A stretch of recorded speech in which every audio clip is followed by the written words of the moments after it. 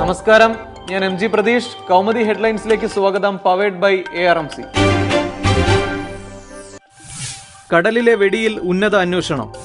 വിഴിഞ്ഞം കടലിലെ വെടിവയ്പിൽ കോസ്റ്റ് ഗാർഡിന്റെ ഉന്നതതല അന്വേഷണം. കമാൻഡന്റ് റാങ്കിലുള്ള ഉദ്യോഗസ്ഥന് ചുമതല. റിപ്പോർട്ട് നൽകേണ്ടത് ഈ മാസം 24-നകം.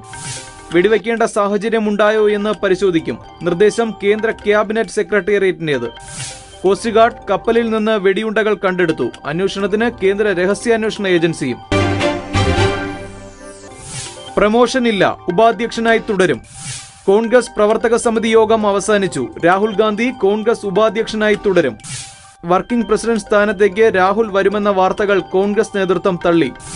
പാർട്ടി സാധാരണക്കാർക്കൊപ്പം നിൽക്കണമെന്ന് പൊതുവികാരം. ചർച്ചയായത് മോദി സർക്കാരിനെതിരായ പ്രക്ഷോഭ പരിപാടികൾ.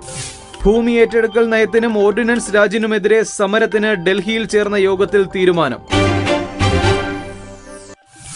പടയിൽ തോറ്റതും പന്തയത്തിൽ തോൽപ്പിച്ചതും. CPM എറണാകുളം കോഴിക്കോട് ജില്ലാ സമ്മേളനങ്ങൾക്ക് തുടക്കം.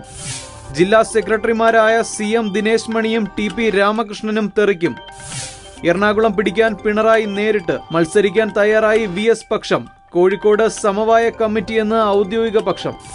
സമ്മേളന ചർച്ചയ്ക്ക് വടകരയിലെ തോൽവിയും ക്രിസ്റ്റി ഫെർണാണ്ടസിന്റെ സ്ഥാനാർത്ഥിത്വവും. ഭീകരർക്ക് കീഴടങ്ങില്ല, ഷാർലി നാളെ വീണ്ടും. ഭീകരാക്രമണം നടന്ന ഷാർലി എബ്ദോ വാരിക നാളെ വീണ്ടും പ്രസിദ്ധീകരിക്കുന്നു. മതനിന്ദയുടെ പേരിൽ ഫ്രഞ്ച് വാരികയിൽ ഭീകരർ ആക്രമണം നടത്തിയത് ജനുവരി 7-ന്. ഭീകരരുടെ തോക്കിനിരയായത് മുഖ്യ പത്രാധിപരും കാർട്ടൂണിസ്റ്റുമടക്കം 12 പേർ. ആക്രമണ പരമ്പരയിൽ പൊലിഞ്ഞത് 17 ജീവൻ. നാളെ വിൽപ്പനയ്ക്കെത്തുന്നത് 30 ലക്ഷം കോപ്പികൾ. ആക്രമണത്തിന് മുൻപ് പ്രസിദ്ധീകരിച്ചിരുന്നത് 60,000 കോപ്പികൾ. Kaumudi headlines powered by ARMC സമാപിക്കുന്നു.